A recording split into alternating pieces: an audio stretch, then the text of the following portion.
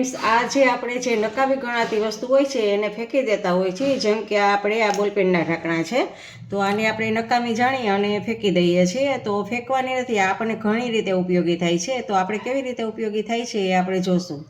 આ એક પૌવાની કોથળી છે. આપણે અડધા પૌવાનો યુઝ કરેલો છે અને અડધા પૌવા આપણે એમ છે.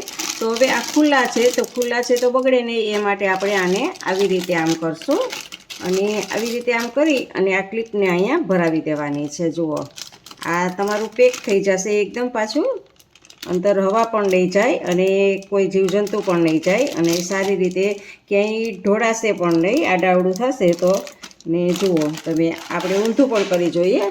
જો એકદમ પેક થઈ ગયું છે, તો આવી રીતે આ ક્લિપનો આપણે ઉપયોગ કરી શકીએ છીએ. અને હવે આ જ ઢાંકણાનો આપણે ઉપયોગ આમ કપડાં સુકાતા હોય ત્યારે આવી રીતે આમ પણ કરી શકો છો તમે, જેથી કરીને પવનને લીધે ઉડે પણ નહીં આપણે. અને જો આવી રીતે ચીપટાની જેમ પણ આપણે આને લગાવી શકીએ છીએ. જુઓ, આવી રીતે પણ આનો ઉપયોગ કરી શકાય છે.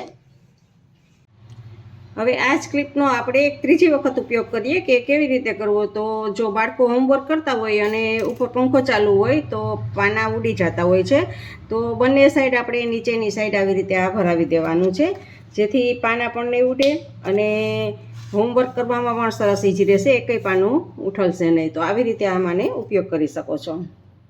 અને હવે આપણે આ જો જબલા આવતા હોય છે, એ જબલા આપણે ફેંકવાના નથી, આ રાખવાના છે. અને આનો આપણે ઉપયોગ કરશું કે બૂટ આપણે ધોયા હોય અને એને ઊંધા સૂકવવા હોય, પાણી નીતરી જાય, તો એ માટે આપણે આનો ઉપયોગ કરશું. તો થોડુંક અહીંથી આને કટ લગાવી દેશું. બંને બાજુથી થોડુંક કટ લગાવી દેવાનું છે. બંને જબલામાં એમ કરશું આપણે. જુઓ, અને હવે આમાં આપણે બૂટને ધોયું હોય ત્યારે બૂટને આમાં પરોવી દેવાનું છે બંને સાઈડથી. જુઓ, આમ ખેંચીને, થોડુંક મોટું જબલું હોય તોય ચાલે. આવી રીતે બંને બૂટને કરી દેવાનું છે ધોયા પછી. તો આપણે આવી રીતે બૂટને ધોયા પછી સૂકવવાના છે, જેથી કરીને ઊંધું રાખીએ એટલે પાણી બધું જ નીકળી જાય અને તમારે વારે વારે એને જોવા જવું ના પડે. તડકો આવતો હોય ત્યાં અને પવન આવતો હોય ને ત્યાં આપણે આને આવી રીતે સૂકવી દેવાના છે. તો ફ્રેન્ડ્સ, તમને અમારા આઈડિયા જે ફેંકી દેવાની વસ્તુ હોય એમાંથી જ આપણને કામ લાગે એવા આઈડિયા કેવા લાગ્યા તે કમેન્ટ બોક્સમાં કમેન્ટ કરજો અને ગમે તો લાઈક અને શેર કરજો.